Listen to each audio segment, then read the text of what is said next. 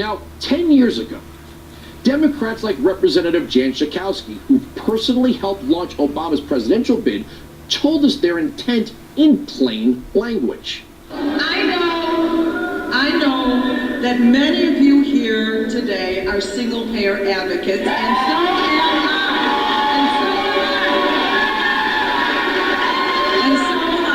I'm a co-sponsor of 676, and those of us who are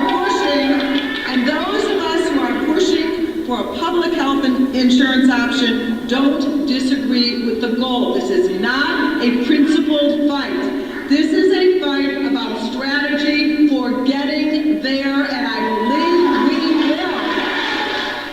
we will. See that little step in the middle, right? The goal is to get to single payer. So let's start with how the government is going to pay for any one of these left-wing healthcare takeovers. Spoiler alert, you're going to pay for it. But who remembers Jonathan Gruber? He was the Obamacare architect. He designed the funding model, and here he is describing it in detail. This bill was written in a tortured way to make sure CBO did not score the mandate as taxes. If CBO scored the mandate as taxes, the bill dies. Okay, so it's written to do that. In terms of risk-rated subsidies, if you had a law which said healthy people are going to pay in, it made explicit that healthy people pay in and sick people get money, it would not have passed. Okay, just like the lack of transparency is a huge political advantage. And basically, call it the stupidity of the American voter or whatever. But basically, that was really, really critical to getting the thing to pass. And, it's the second best argument. Look, I wish Mark was right. We can make it all transparent, but I'd rather have this law than not. So there it was from day one. A new tax and a huge lie about it. Oh, and you're stupid. So first the government is going to collect tax dollars from you. Now the other side of the government is going to determine the spending. Gruber was the architect of the intake model, but Dr. Ezekiel Emanuel, brother of then Obama Chief of Staff Rahm Emanuel, remember him, he was also the mayor of Chicago, was the architect of the distribution model. Let me introduce you to two concepts buried in these plans: quality-adjusted life years and disability-adjusted life years. Both of these concepts are the basis of what the government will pay to treat you. In short, what value to the system as a whole are you? Now follow. On January 31st, 2009, Dr. Emanuel issued an academic paper to the Lancet, the health journal of the UK, entitled Principles for Allocation of Scarce Medical Interventions. Now, I have to do this. I'm going to tread on your attention span here, but stick with me. So here we go. Speaking on what he calls the complete lives system, Emanuel lays out how the progressive healthcare system will work. Quote, consideration of the importance of complete lives also supports modifying the youngest first principle by prioritizing adolescents and young adults over infants. Adolescents have received substantial education and parental care, investments that will be wasted without a complete life. Infants, by contrast, have not yet received these investments. Similarly, adolescence brings with it a developed personality capable of forming and valuing long-term plans whose fulfillment requires a complete life. That's how quality-adjusted life years works. So to hell with the babies, they aren't worth anything. I mean, that is unless, of course, they have an important last name or attached to government. Well, then comes this. Quote, when implemented, the complete lives system produces a priority curve on which individuals aged between roughly 15 and 40 years get the most substantial chance, whereas the youngest and oldest people get chances that are attenuated.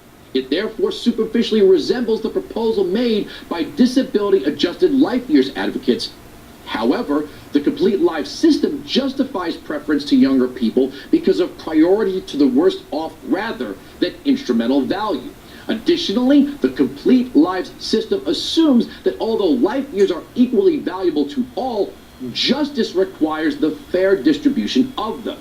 Conversely, DALY allocation treats life years given to elderly or disabled people as objectively less valuable.